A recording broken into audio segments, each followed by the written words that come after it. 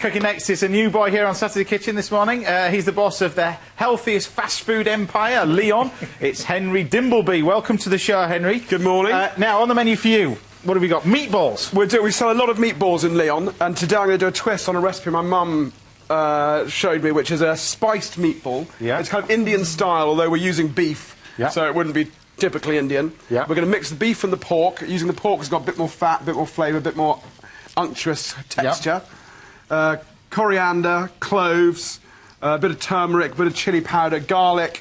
Going to blitz that up. Oh, put it in with an egg, and then put in the... I know you want to get on with that and do the spice mixture as well, of course. Now, meatballs are a big favourite of your family, of course, because your mother was as a famous cookery writer. Yeah, my mum, well. she sold millions of books, and in the 80s, in the middle of the recession, she was asked to write a book about mince, yeah, which she called Marvellous Meals with Mince. By Josceline Dimbleby, Josceline Dimbleby. Yeah. And actually, they're bringing, for this downturn, they're republishing it 20 years later, so in September it's coming out. So a whole new generation of impoverished people can enjoy mince. Now, I suppose you haven't been on TV before, because your father is David Dimbleby. Yes, he is. So, literally, there he cooks. Can't you tell from the voice? He's actually oh, look at now. Oh, there you go. He cooks a mean omelette. Does he? Yeah, very, very good omelette. Where is he? So a family of foodies then. This morning, actually. Right, so I'm frying off the onions. We've got a spice bit in of coriander. Sorry, I messed that up before. Spice in there. We're going to put garlic in and the egg. Yep. Okay, there you go. And I've got the red board underneath, so you want to do that to put your stuff on as well. I'll move that out of the way. Much. Do you want that garlic? Yeah. There you go. Lose that out of the way. Okay, now we're going to do a little salad with this. We've got some almonds, a few leaves, some vinegar, mustard, a bit of lemon, and some herbs. I love salads that have very herby little bursts of flavour through them. So I like to chop the herbs nice and small, and they go right through the salad. Now, tell us about Leon then, because where does the name come from, first of all? The name is actually my business partner John's dad's name, and we were looking for a name that just kind of summed up a Mediterranean, sunny, relaxed family thing, and also looked good. And David didn't look so good on a sign, so we went for Leon. And there's a beautiful picture of his dad in the 60s, sunning himself when he was. He used to be a pilot, and he was on holiday in the Med. There's a picture of him in all the restaurants, Leon sunning himself, looking very handsome. Now, it's kind of the idea of the service is not new, because it's done in a lot of fast food restaurants, but you're the healthy option, aren't you? Yeah, so the idea was, we kind of thought, why does fast food have to be terrible food? There's no reason why you can't take things and do them quickly and make them good. So if you come into a Leon, you'll find people standing behind a counter. There'll be chutes, but instead of burgers coming down the chutes, you've got meatballs, you've got fish finger wraps, you've got baked fries, you've got really good grilled chicken with salsa verde, just proper food. Yeah. And what started off as one, now you've got, what is it, 11? We've got 11, 10 in London and one in sunny Bluewater in Kent. Right. So I'm really kind of working this meat, because we're going to stuff it with the cheese. You want to get it quite firm of texture, so the cheese doesn't seep out too much. Now, you don't call yourself a chef, but you were sort of trained when you first started off, didn't you? I worked when you were younger? I worked with a guy called Bruno Loubet in the Four Seasons Inn on the Park Hotel. It was my first job, and I was, as you might have noticed, a bit too messy and I guess not quite fast enough. But it was actually a fantastic 9 months. It was the only time when I actually went for 10 solid days without seeing sunlight. Yeah. So normal, isn't it? So I'm just going to roll the balls like this. 60 days of that going. Yeah, you end up with big eyes. That's what It is extraordinary. You go down, in the break, you kind of have your splits and you do lunch, and then you go down to this room in the bowels of the hotel with various sprawled characters sleeping, and in those days, smoking, watching TV. Yeah. And then you come out at 2 in the morning. It was quite a life. Yeah. Right, now you've mixed together pork and beef, but I'm assuming you could do one or the other. You could do lamb. Lamb would be lamb, you could do beef, you could do pork.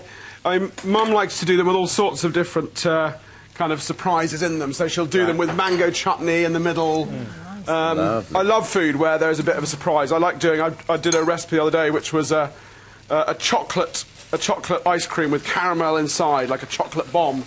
So it looks like chocolate ice cream, but you dig in and the caramel comes out. Sounds good to me. This is the twist to your So little... this is the twist. So we've got flatten them like that, make them into balls, and then you've got a teaspoon. I've got one, yeah. We're going to take just a little bit of cheese. I'm using cream cheese here, although you could, if you were in India, you'd use a curd.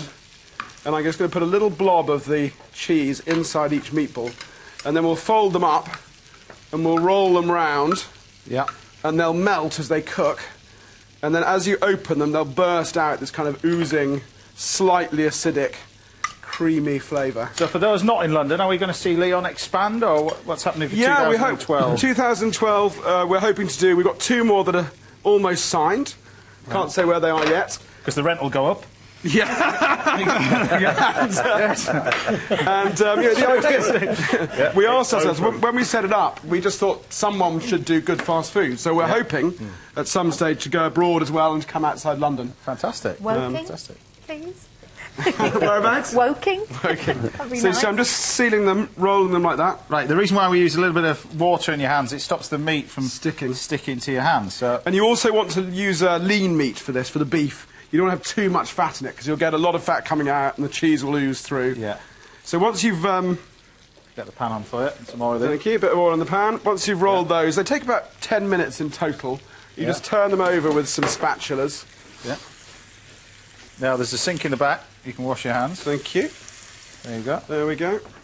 Well, I take it the pork's quite important. You want a little bit of fat in there to make, Yeah, make you it need not a little too bit dry. of fat, but if you make it... I mean, it's very... There was something in the papers the other day. It's very hard to get the right amount of fat in mince at the moment. Yeah. But yeah, you want a bit of fat, but not. You don't want it so much that it kind of the minute you put them in, you get a centimetre of fat on the bottom of the pan. You can make these beforehand and fridge them. They'll firm up even more. Yeah, exactly. So fry those. Fry those. This is what you take end them up off, and then we. Now I'll dress the salad. Now another thing you're doing as well. Tell us about this sustainable restaurant thing that you're at the forefront of, aren't you? I helped set up with some friends. Actually, Lawrence's restaurant, the Wolsey's a member.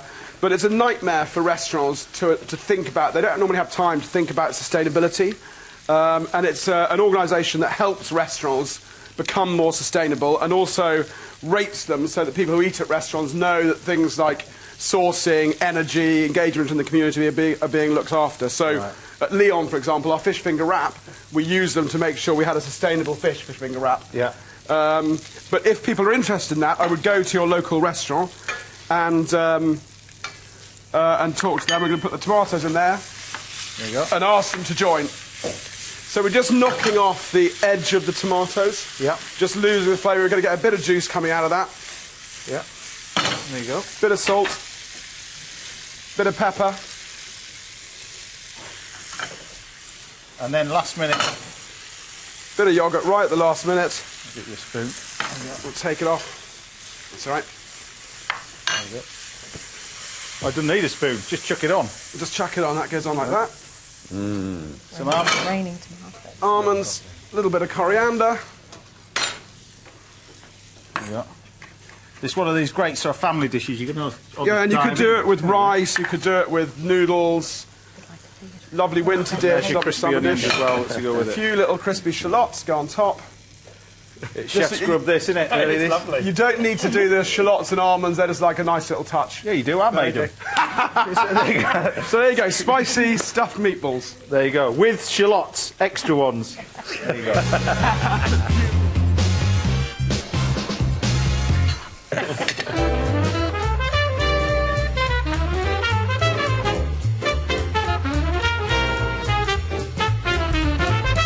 Henry, your meatballs combine lots of different elements. We've got spices, tomatoes, cream cheese and yoghurt, and that makes things quite tricky for the wine matcher.